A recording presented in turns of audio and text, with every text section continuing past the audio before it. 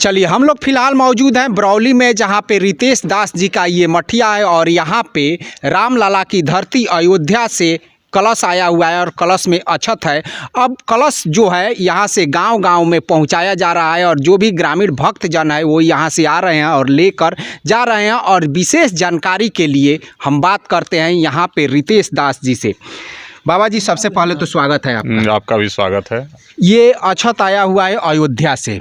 इस बहुत से लोगों में ये भ्रम है कि आखिर इस अक्षत को गाँव-गाँव दिया जा रहा है, कलश को दिया जा रहा है, इसको कैसे क्या किया जाएगा? देखिए, 492 बरिस पूर्व जी का ये झगड़ा था और हम लोगों की जीत हुई और वहाँ मोदी सरकार में जो है रामलला का भव्य मंदिर बनकर तैयार है और उसका प्राण प्रतिष्ठा जो है 22 जनवरी को होना तय है। उसी प्राण प्रतिष्ठा में वहाँ से अयोध्या से चलकर यहाँ जो है कलश प्रत्येक जिला में आया हुआ है और प्रत्येक जिला से प्रत्येक प्रखंड में जो है वितरण किया जा रहा है और इस अक्षत के माध्यम से सबको निमंत्रण दिया जा रहा है कि आप जो है प्राण प्रतिष्ठा महोत्सव के अवसर पर अयोध्या पहुँचें और रामलला का भव्य मंदिर का दर्शन करें। क्योंकि बहुत दिनों बाद यह जो है हम लोगों की जीत हुई है और सनातन की जीत हुई है और हमारे भगवान जो है नया मंदिर में प्रवेश कर रहे हैं 22 जनवरी को।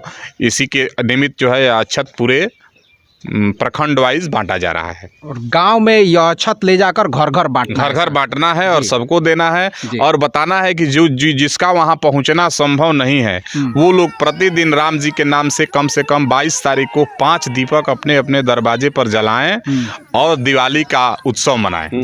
गांव-गांव में जो मंदिर है वहाँ पे भी उत्सव किया जा सकता है। एकदम सब वहाँ से एकदम डायरेक्शन है कि जो प्रत्येक गांव में जहाँ भी राम जानकी मंदिर है वहाँ पे जो है रामलला के प्राण प्रतिष्ठा महोत्सव का उत्सव बड़ी ही धूमधाम से मनाया जाए और उसमें सभी ग्रामीण लोग इकट्ठा हों और वहाँ से जो भी कार्यक्रम हो वह प्रसारण वहाँ दिखाया जाए और भोज भंडारा हो, खुशी मनाया जाए। चूँकि यह खुशी जो है 492 बरिस बाद हम लोगों को मिली है। जी बाबा जी, एक बात बताते चलिए कि गोपालगंज डिस्ट्रिक्ट में केवल आप ही के पास, जैसा कि हमें जानकारी मिला है, निमंत्रण कार्ड वहां से आया हुआ है। देखिए, वहाँ जो है मात्र 7000 लोगों की व्यवस्था है। व्यवस्था बहुत सीमित है, इसीलिए पूरे जिला से एक यहाँ ही निमंत्रण आया हुआ है और उस कार्यक्रम में हमको जाना है।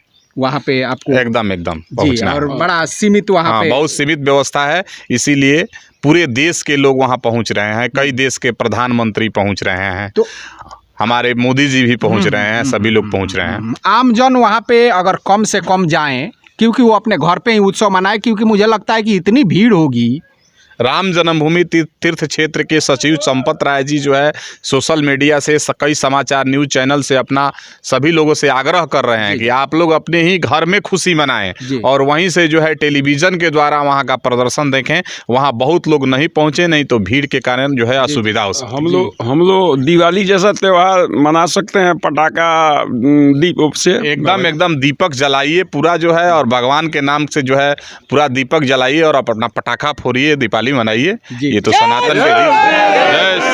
जय श्री राम, जय श्री राम, जय श्री राम, जय श्री राम, जय श्री राम। तो यहाँ पे आप सभी देख रहे हैं मोगल बिरैचा के सारे लोग यहाँ पे मौजूद हैं और वहीं पे ये अक्षत ले जाया जा रहा है, जो कि हमारा पैतृक गांव भी है। और यहाँ पे हमारे कन्हैया दास जी हैं, हम इनसे भी बातचीत कर लेते हैं। बाबा जी, ये तो सौभाग्य की बात है कि हम लोगों के गांव में अक्षत जा रहा है। आप भी अयोध्या से आए हुए हैं, अभी फिलहाल में कल ही आप आए हुए हैं। क्या माहौल है वहाँ का?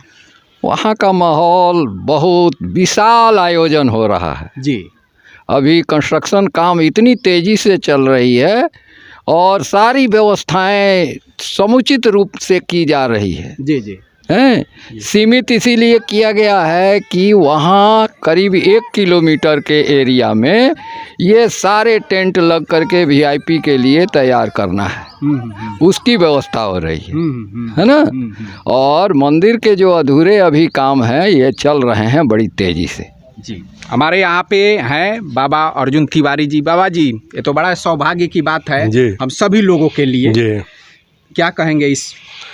देखिए, हम तो एक तरह से अपने दिलो दिमाग से 21 या 20 तारीख को घर से अयोध्या चलने के लिए एकदम दृढ़ संकल्प थे।